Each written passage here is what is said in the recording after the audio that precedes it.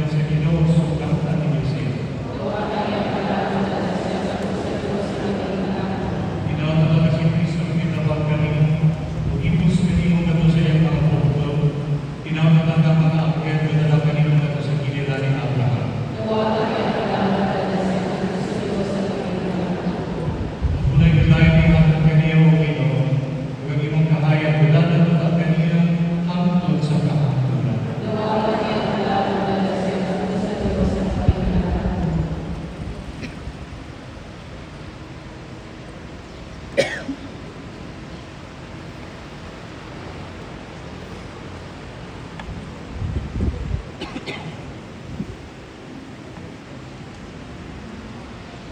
ka namin tuloy-tuloy.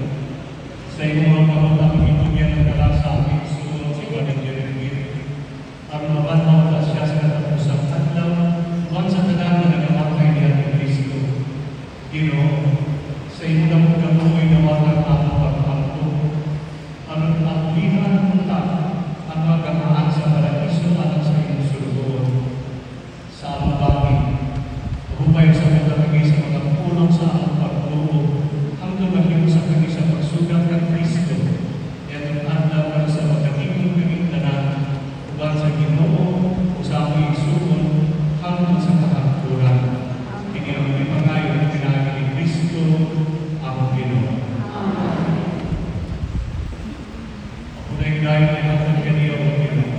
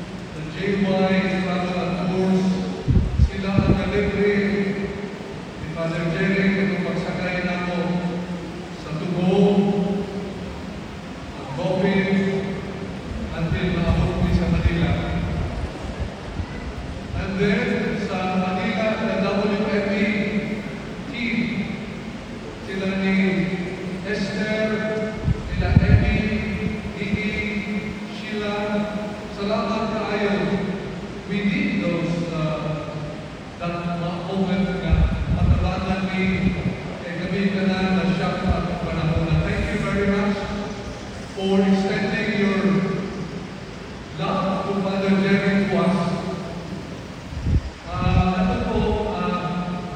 Captain Kevin Lim, from out of the blue, he was our student. Ang iyang presence, nagkapasayon, ito na ako pag-transport ni Father Jerry to Dumaguete. Because ang mga questions sa Cebu Pacific and airport security. But it was being facilitated because of Captain Kevin Lim. Who else? Pagkabot na Roderick, we were so touched by the welcome sa community. In fact, nagalap na praying of the rise seminary on Thursday.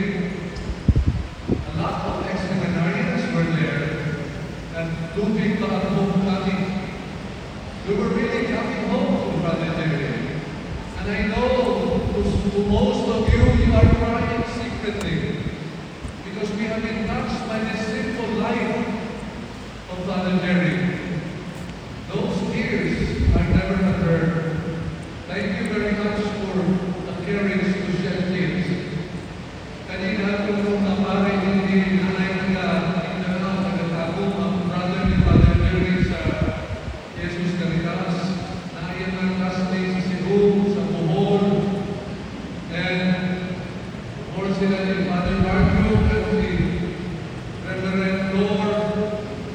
We are all gathered here this afternoon to celebrate this beautiful life of Father Jerry. Thank you, Nanay Remy.